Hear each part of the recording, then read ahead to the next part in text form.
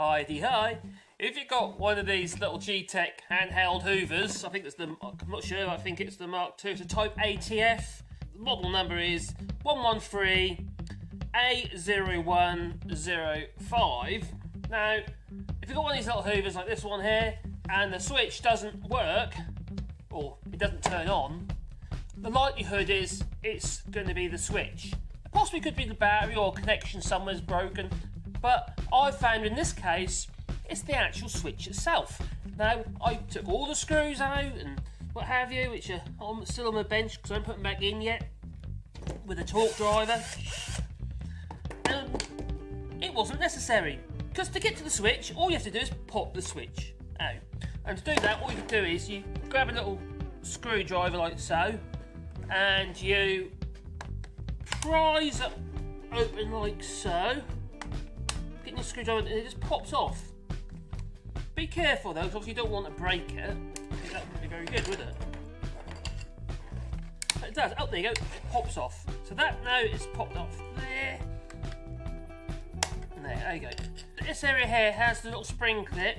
So there's a little space there. You can put your screwdriver in, and you push it in and pop it out that way. That's what I should have done. I've got the cover off. We then have this little reflector unit here for the LED, which I know dropped on the floor. So you've got to remove the little switch as well. Sometimes you've got to put a screwdriver behind it and that pops off because there's two little spring-loaded clips either side. And you might have to do it by taking the unit out first. There's two little spaces either side. You push that little clip on that side and it'll pop the switch out. But be careful because there's a spring. Bling. And you don't want to lose your spring, your zebedee. I've got the switch unit, which has a little circuit board and the LEDs in there, removed, like so. In there, at the bottom, is a little micro switch, which is where the button actually pushes. It pushes that little micro switch when you press the button down. The problem is these aren't very good. After a while, they deteriorate and become inefficient, or they don't work at all. In this case, I don't think it's working at all, but you can test it. You could put a multimeter across the two contacts and press the button in and see if it's working, or you could actually position the switch back inside the actual Gtech Hoover and making sure the contacts, because these are just pressure contacts in the sense they're not fixed contacts, they're literally just, well, it just lays on top of them. A bit like your battery in your phone, it just lays on top of the contacts, which is all very well until it starts getting a little bit warm.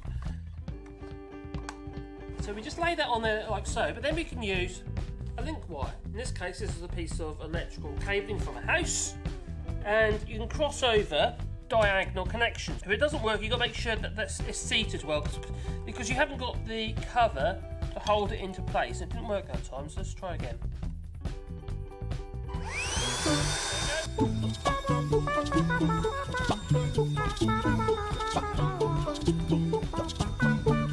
It'll turn off quite easily with the wire again, providing you've got good contacts at the top there. Otherwise, it will just, it will turn off. You have to take the battery out.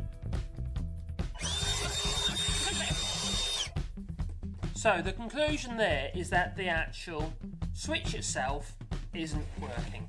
So what I'm going to do is I'm going to order myself a new little micro switch for there, because I don't have one in my stores at the moment, and I'm going to solder that in and hopefully it will be hunky-dory and working as it should. If it doesn't, I'll grab a switch and I'll put it on the side and I'll bypass it. But at the moment I'm going to see whether or not I can actually just order a new switch. How about that? How about that?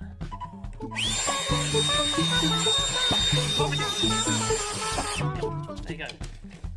So if you want to test the switch on your Gtech handheld Hoover, pop off the covers, and you'll expose the micro switch, and just bypass, cross the corners of the micro switch. There's four contacts, corner to corner, like I showed you. And if it turns on, you know it's the micro switch has gone, because effectively you bypassed it. So anyway, I hope you found that of interest and of help, and maybe you can better fix your own Gtech handheld Hoover. But while you're here, if you could be most kind and click like and subscribe, and maybe the little bell icon, because then you'll get a warm fuzzy feeling in the pocket when I upload a new video.